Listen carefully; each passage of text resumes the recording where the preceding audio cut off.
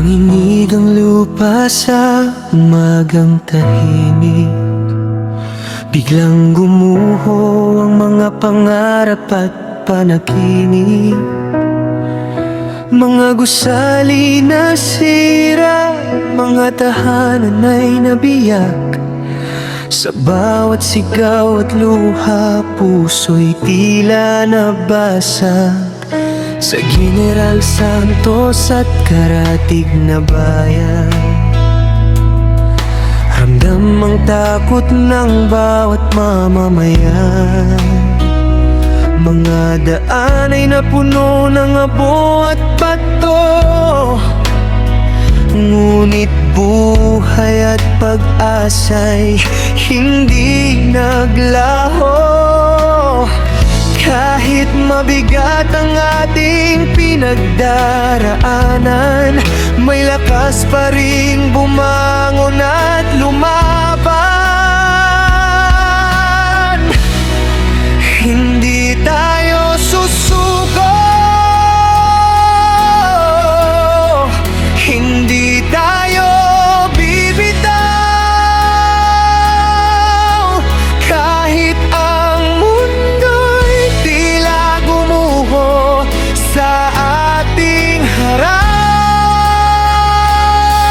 sa gitna ng unos at matinding pagsubok, pag-asang ilaw nating hahawakan. Magbangon tayong muli mga kapatid, magkaisa sa gitna ng sakit at bighati. Ang mga nasira ay muli nating bubuuin, kasama ang pagmamahal at pananalig.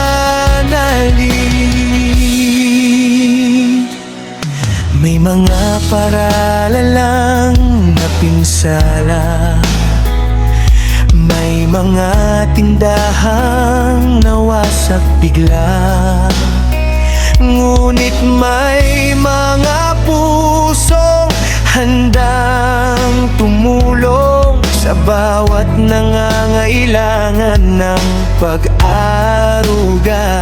Mga kamay na nag-aabot ng pag-asa, mga panalangin nagbibigay lakas sa bawat buhay na naligtas sa sakuna.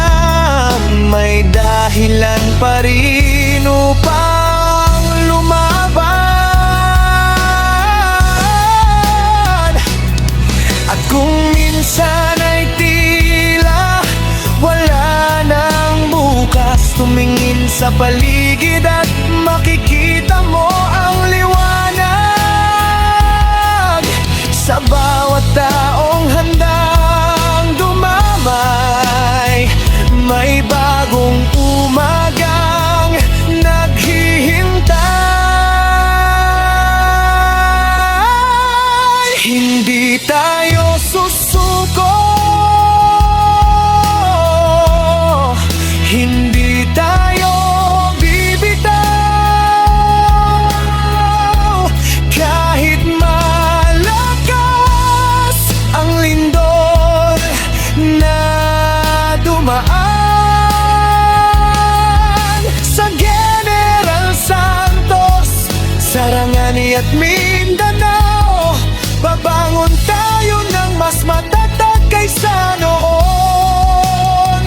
Magbangon tayong muli mga kapatid, hawak kamay sa bagong simula.